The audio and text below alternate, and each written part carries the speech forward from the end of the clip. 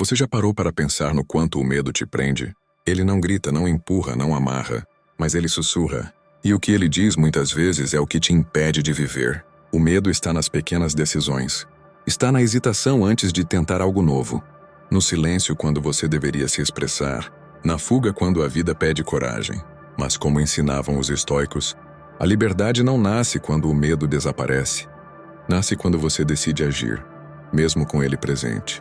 Sêneca escreveu: "O homem que sente medo antes do necessário sofre mais do que deveria." Quantas vezes você já sofreu por algo que nunca aconteceu? Quantas vezes o medo do futuro te impediu de viver o presente? O estoico entende. A maioria dos medos são apenas sombras. Parecem grandes, mas desaparecem quando você se aproxima com razão. Epicteto dizia: "Não é o que acontece que nos perturba, mas a opinião que temos sobre o que acontece." O medo nasce da interpretação, não da realidade. Você não teme o fato, mas a história que cria sobre ele. Mude a história e o medo perde força. Marco Aurélio também lembrava: "Você tem poder sobre a sua mente, não sobre os acontecimentos." Perceba isso e encontrará a força. Você não controla o destino, mas pode controlar como encara cada desafio.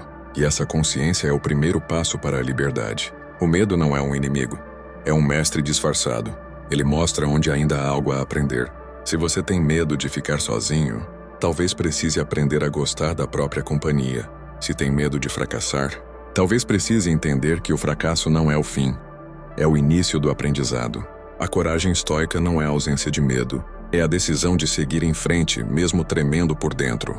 E toda vez que você enfrenta o que teme, você se aproxima um pouco mais de quem realmente é. Sêneca disse: "O que tememos é sempre menos terrível do que imaginamos." E ele estava certo. O medo é um artista. Pinta monstros no escuro da mente. Mas quando você acende a luz da razão, eles desaparecem, um por um. Então olhe para dentro. Reconheça o que te paralisa. Respire. Não lute contra o medo. Entenda-o. E ele deixará de ser um inimigo. A liberdade não está em fugir, mas em permanecer firme quando tudo em você quer correr. O medo não define o seu limite. Ele apenas aponta o próximo degrau da sua evolução. Em 2026, liberte-se do que te aprisiona. Não busque uma vida sem medo. Busque uma mente que saiba enfrentá-lo. E quando a dúvida vier, lembre-se das palavras de Marco Aurélio: "Se é suportável, então suporte. Se não é, então não há motivo para temer."